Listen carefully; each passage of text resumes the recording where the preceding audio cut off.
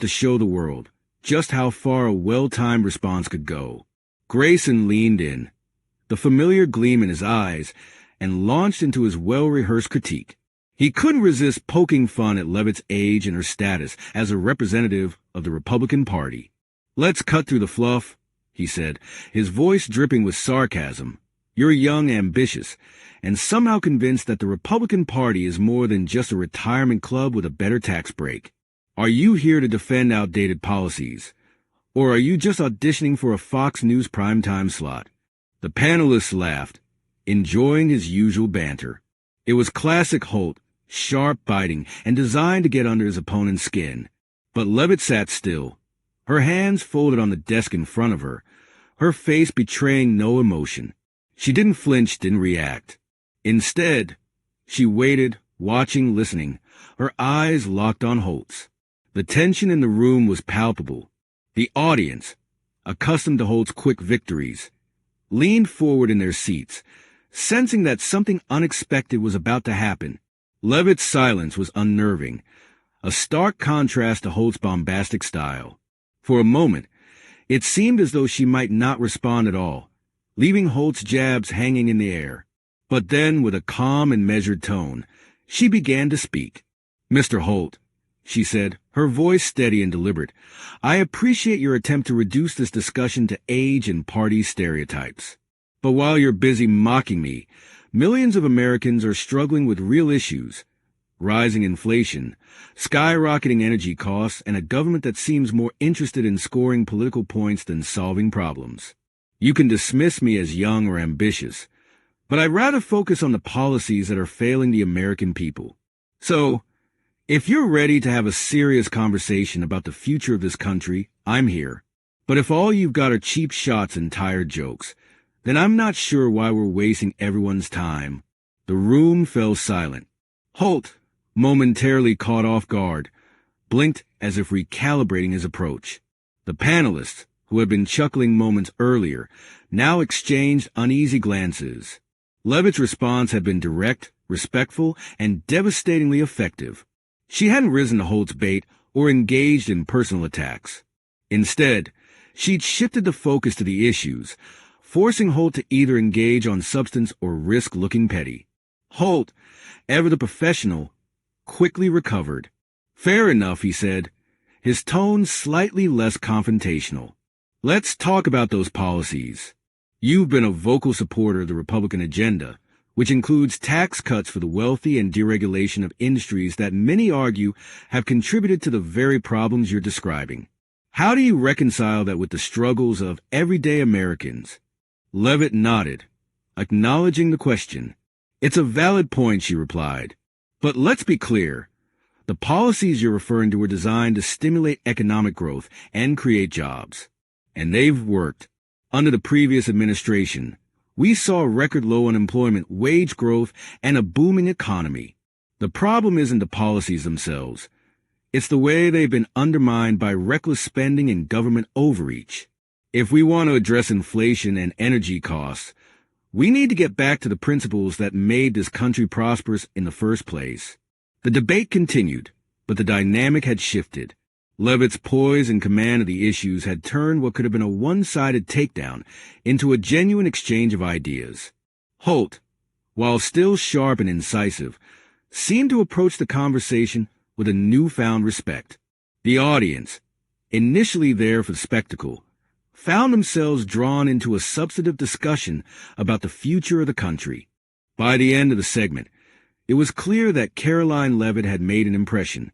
She hadn't just held her own against one of the most formidable voices in progressive media. She'd elevated the conversation. For Grayson Holt, it was a reminder that even the most seasoned debaters can be caught off guard by someone who refuses to play by the usual rules. And for Levit, it was a moment that solidified her place as a rising force in American politics. The exchange became a talking point on social media, with clips of her response going viral. Commentators on both sides of the aisle praised her composure and ability to steer the debate toward substance. In the days that followed, the segment was analyzed, dissected, and debated. Some saw it as a turning point, a sign that the next generation of leaders was ready to challenge the status quo. Others viewed it as a wake-up call for seasoned politicians and pundits who had grown complacent in their approach. Whatever the interpretation, one thing was certain. Caroline Levit had proven that age and experience weren't the only measures of a leader's ability. Sometimes, all it took was a clear voice, a steady hand, and the courage to rise above the noise. The studio lights blazed overhead, casting a harsh glare on the polished debate table. Grayson Holt leaned back in his chair, one arm slung casually over the back of it, his trademark smirk plastered across his face. He'd built his career on moments like this. Public takedowns, witty insults, and the kind of confidence that made audiences lean in, equal parts fascinated and uncomfortable. Tonight's panel discussion had started like any other. A mix of political pundits, activists, and the usual media personalities clashing over the week's headlines. But from the moment Caroline Levit walked in, Grayson had locked onto her like a predator scenting easy prey. She was young, relatively new to the circuit, and, in his view, untested. Perfect material for his brand of entertainment. For the first 20 minutes, he'd let the conversation simmer, waiting for his moment. When Levit made a pointed comment about accountability in media, Grayson pounced. Accountability? He interrupted, cutting her off mid-sentence. That's rich coming from someone whose entire platform is built on performative outrage. The panelists chuckled nervously, exchanging glances. They knew the script. Grayson would mock, the guests would fluster, and the segment would end with a smug victory lap. It was ratings gold. Emboldened, Grayson pushed harder. Let's be real, he said, gesturing with his pen like a conductor leading an orchestra. Do you actually believe half the things you say, or is this just a long-term grift? He paused, savoring the ripple of laughter from the others. You know the drill. Say the right buzzwords. Keep the donors happy. Maybe land a cushy pundit gig when this whole principled outsider act falls apart. The room erupted. One panelist, snorting into their coffee cup. Grayson's grin widened. This was too easy. Caroline Levit sat perfectly still, her hands folded on the table. She didn't interrupt, didn't roll her eyes, didn't even blink. Her calm was unnerving, but Grayson brushed it off. Newbies always froze under pressure. He opened his mouth to deliver another zinger, but before he could speak, Levit tilted her head slightly. Are you finished, Grayson? She asked. Her voice was steady, clear, and colder than the studio's air conditioning. The laughter died instantly. A producer offstage froze, clutching their clipboard. Grayson's smile twitched, but he recovered quickly.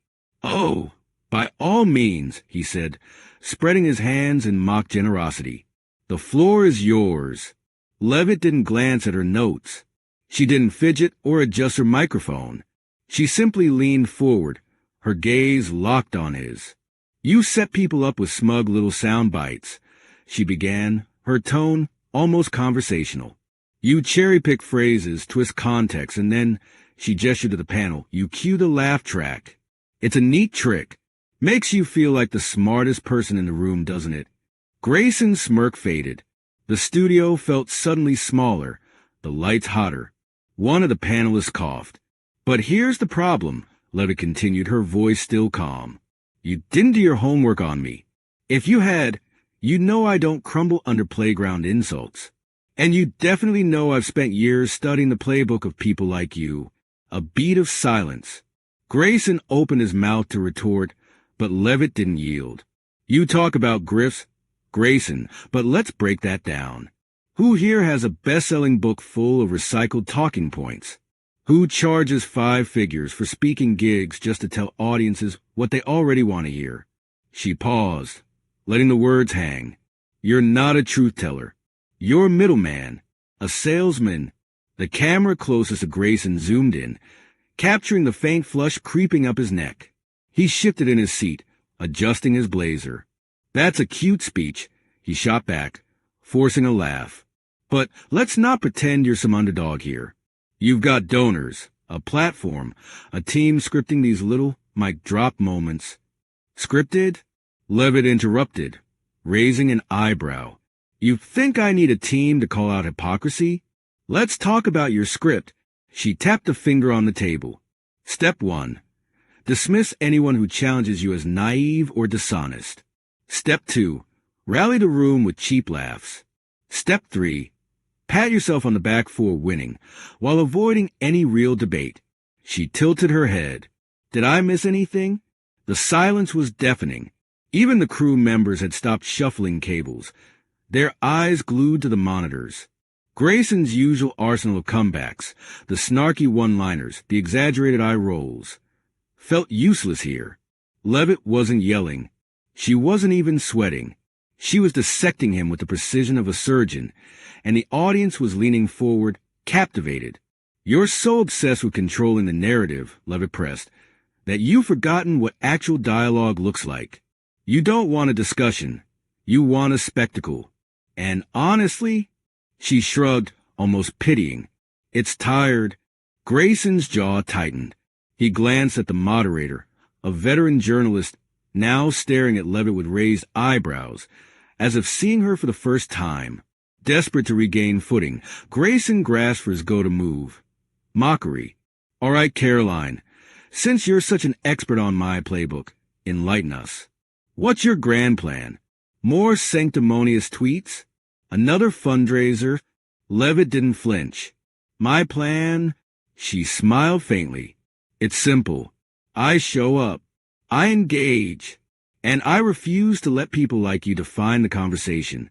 She leaned back, her posture relaxed but her eyes sharp.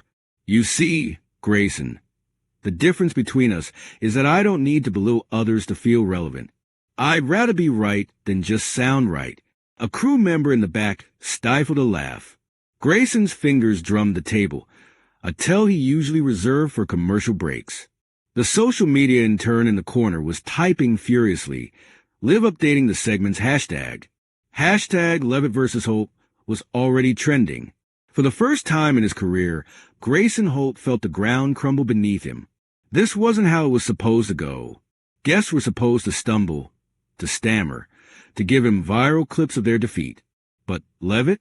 She was enjoying this, not in a gloating way, but with the quiet focus of someone who'd prepared for every possible move. Let's circle back to your original point, she said, as if they were discussing the weather. You accuse me of performative outrage, but isn't that exactly what you're peddling? Outrage without solutions, criticism without curiosity. It's entertainment, not journalism. And honestly, it's beneath you. The moderator, sensing blood in the water, jumped in. Grayson, your response? He hesitated. A fatal mistake in live TV. I think Caroline's conflating a few things here, he began, uncharacteristically halting. My role is to ask tough questions, to hold people accountable. Accountability requires respect. Levit cut in, not ridicule. If you actually cared about the issues you mock, you'd engage in good faith. Instead, you're just, she paused, searching for the word. Noise. The producer offstage mouthed noise to themselves, grinning. Grayson's publicist, watching from the green room, buried her face in her hands. As the segment wound down, the moderator tried to lighten the mood with a joke about post-debate cocktails. No one laughed. All eyes were on Levit, who'd somehow transformed from Holt's latest target to the most compelling voice in the room.